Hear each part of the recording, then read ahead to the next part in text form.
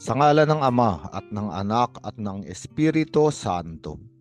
Panginoon, isugo mo ang iyong espiritu at pagpanibaguhin mo ang muka ng aming mundo. Ang mabuting balita sa araw na ito ay mula kay San Juan Kapitulo 13, versikulo 21 hanggang 33 at versikulo 36 hanggang 38. Ngayon ay Martes Santo at nalalapit na ang paggunita natin sa pagdurusa, sa pagkakapako, sa kamatayan at paglilibing, at sa muling pagkabuhay ng ating Panginoon. Kaya naman, ang tagpo ng ating ebanghelyo ay ang huling hapunan. At sa huling hapunan ay sinabi ni Jesucristo na isa sa kanyang mga alagad ang magkakanulo sa kanya at kilala natin lahat ang taong ito. Ito ay si Judas Iscariote. At ang palatandaan na siya ang magkakanulo ay sapagkat nung isinawsaw ni Jesucristo ang tinapay at ibinigay kay Judas, ayun yung tagpo na si Judas ay sinakop ng kapangyarihan ni Satanas. Kaya nga si Judas ay lumabas sa kadiliman ng gabi. Isang larawan ng taong hindi tapat sa Diyos. Isang larawan ng taong hindi maunawaan ang kalooban ng Diyos. Ngunit may isa pa ring tao sa ebanghelyong ito at ito naman ay ang katauhan ni Pedro. Si Pedro ay malakas ang loob, ngunit minsan siya ay pabigla-bigla. Kung anong kanyang naisip ay kanyang sinasabi at kanyang ginagawa.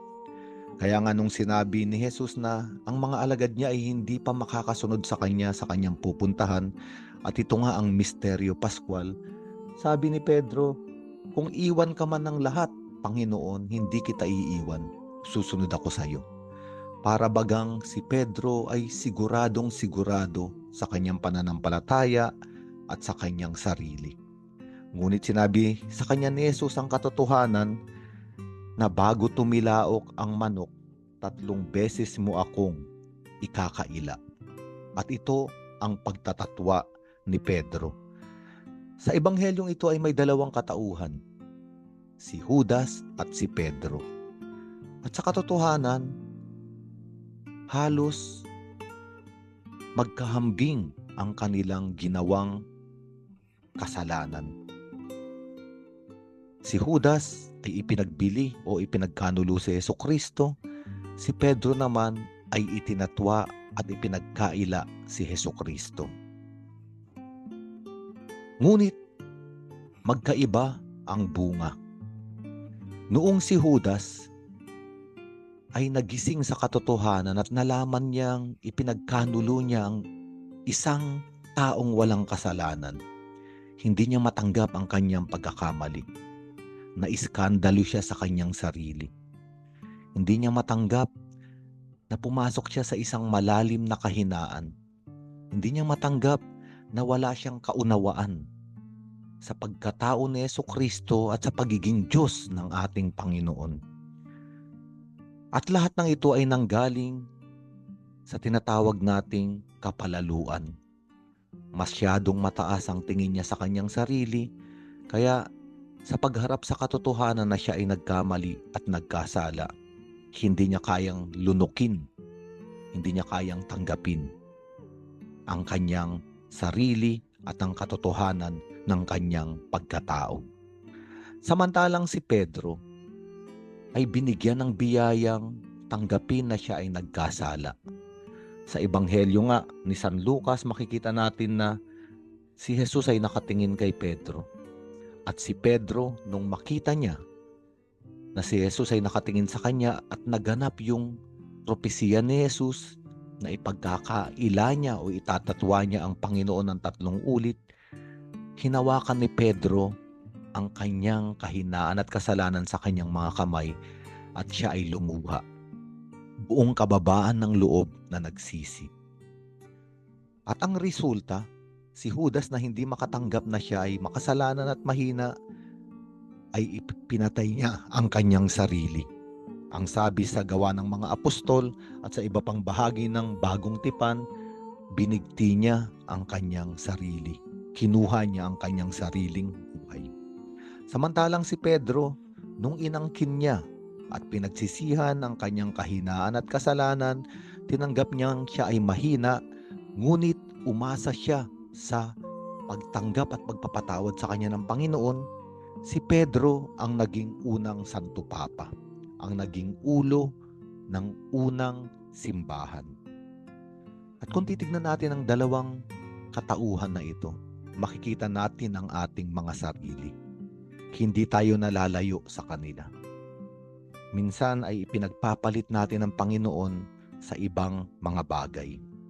Minsan naman ay hindi natin na ipapahayag ang kanyang pangalan at pag-ibig sa ibang tao dahil tayo ay nahihiya o ayaw natin tayo ay mausig. At sa madaling salita, na itatatwarin natin ang Panginoon. Ngunit ang mensahe ng Ebanghelyong ito, ngayong Martes Santo, ay para siya sa atin, tayo ng Diyos. At totoong makita natin na marami tayong pagkakamali, kasalanan at mga kahinaan. Ngunit ang layunin ng Diyos, kaya't ipinapakita niya ang katotohanan kung sino tayo, ay bigyan tayo ng pagkakataong mamili. Maiskandalo sa sarili natin dahil napakataas ng tingin natin sa ating sarili, katulad ni Judas, o tanggapin ang ating mga nagawa at umasa sa pagpapatawad at pag-ibig ng Diyos. Dalawang uri ng tao. Dalawang uri ng katauhan. Yung isa ay ayaw maniwala na kaya siyang mahalin ng Diyos sa kabila ng kanyang nagawa. Yung isa ay totoong ipinaubaya sa kamay ng Diyos ang kanyang kahapon, ang kanyang nakaraan, ang kanyang kahinaan, ang kanyang kamalian, ang kanyang kasalanan. At siya ang dumanas ng kapatawaran at malalim na pag-ibig na galing sa kalangitan mula sa ating Panginoong Hesukristo. Ang mabuting balitang ito ay isang panawagan sa ating lahat. Sa harapan ng Diyos, walang matuwid. Sa harapan ng Diyos, walang malinis. Sa harapan ng Diyos, walang malakas. Sapagkat alam ng Diyos ang totoong tayo. At kung hahawakan at tatanggapin natin ito, at katulad ni Pedro, tayo ay luluha sa ating mga kamalian, sa ating mga kasalanan, at ang ating kalooban ay totoong magsisisi at aasa sa pag-ibig ng Diyos. Ngayong araw na ito, Martes Santo, ay ihahanda tayo sa pagdiriwang ng Misteryo Pascual, sapagkat si Jesucristo ay papasok sa kamatayan upang ang mga nagkasala ay hindi na magbayad ng kaparusahan ng kamatayan. Si Jesucristo ay muling mabubuhay upang yung mga taong patay sa kasalanan at maaaring tayong lahat ang nilalarawan nito ay bumangon at lumabas sa libingan, humarap sa isang bagong buhay. Sa ngalan ng Ama at ng Anak at ng Espiritu Santo.